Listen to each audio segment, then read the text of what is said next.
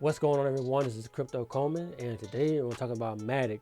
This is the layer 2 solution for Ethereum, and this is where you can put your dApps on Matic and this will help scale Ethereum and allow you to do more with your dApps than directly on Ethereum.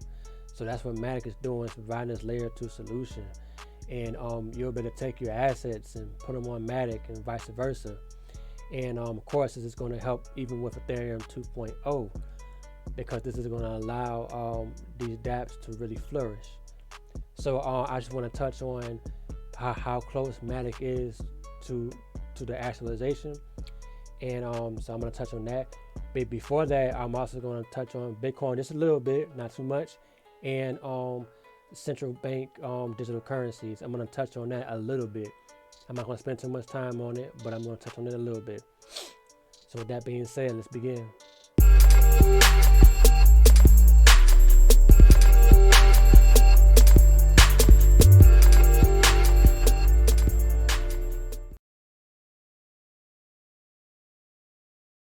All right, so of course, Bitcoin reached 14K, and also too, this is Satoshi Nakamoto's white paper's birthday.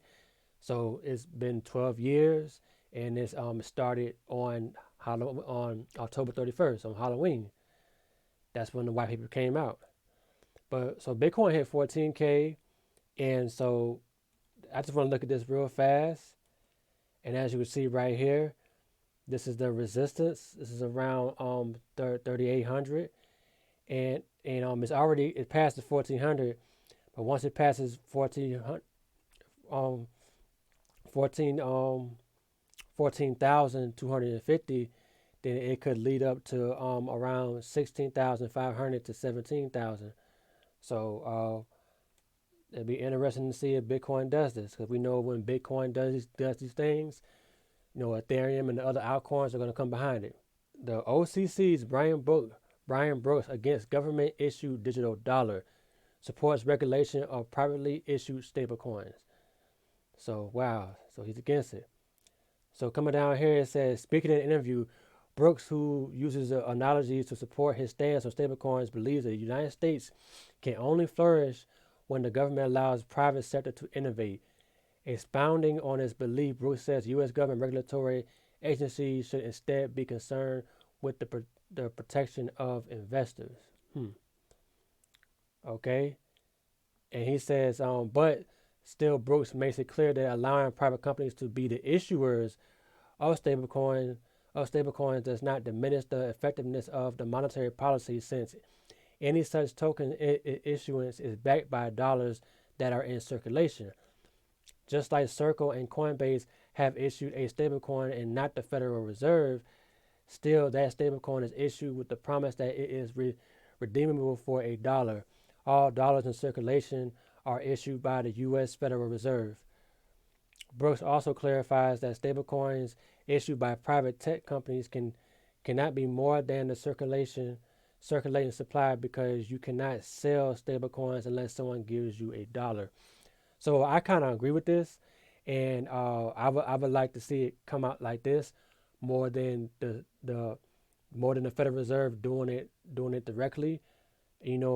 Because to me it just provides people with more flexibility, and to me it comes down to I guess us having more control over our money, and more, I would say maybe more privacy, and this might be more popular around the world for the US dollar, as far as versus other the digital coins out there, digital stable coins out there that are issued by these central banks. So that might make everyone still want the US dollar. But I don't know. Let me know. Let me know what you think about that. Okay, so let's go to Matic. So Matic, right now you can stake on Matic. You can delegate and stake, and you can be a validator on Matic right now. And so a couple of days ago, they hit the milestone of 1 billion, well, over 1 billion staked in Matic. So right now, including me, because I own Matic too, I'm also staking on Matic. I'm a delegator, and so basically they want to become increasingly decentralized. And so they have $1 billion, not $1 billion, 1 billion Matic token staked. That's approximately around $13.4 million, and 32.4% of the Matic circulation supply is locked. So that's in counting. So you can imagine it might keep on growing and growing and growing. And the more that's locked, that's the less that's out there circulating, and the more price appreciation can happen. So they said 115 million Matic distributed as rewards. It's 1.5 million. APR currently still more than 30%. All right, so let's check that out. So right now this is not the account that I'm staking Matic on, but I'm just using this as an example. And we can come over here to rewards calculator.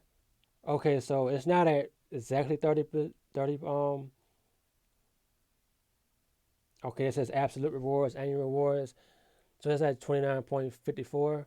This is like the amount of Matic that's being staked. But these are the the APR and stuff like that. So and actually a little less than 30%, but that's still a lot. And right here is the calculator. So if you have you know 10,000 Matic, it's going to tell you how much you're going to be able to get and stuff like that. And so also too, right, coming back,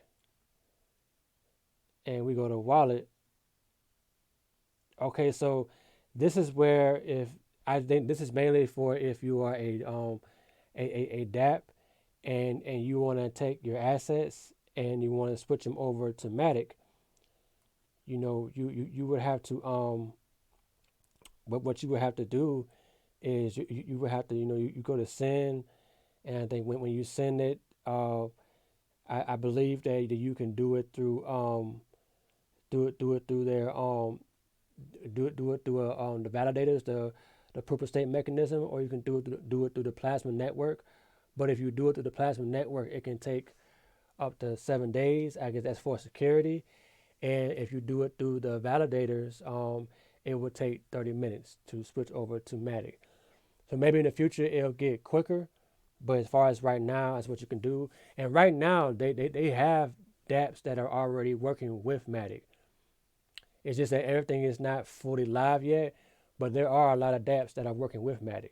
All right, guys, so let me know how you feel about Matic. Do you think that it's going to scale Ethereum, or do you think that it's not going to matter after Ethereum 2.0 comes out? My personal opinion is that it will scale Ethereum. It will ease some of that tension off the network, and allow allow the dApps to flourish and be able to to scale versus just being on Ethereum. And yeah, I think that it's gonna allow Ethereum to scale harder. But let me know what you think, and do you think that it's gonna do it or not? But with that being said, guys, you have a good day.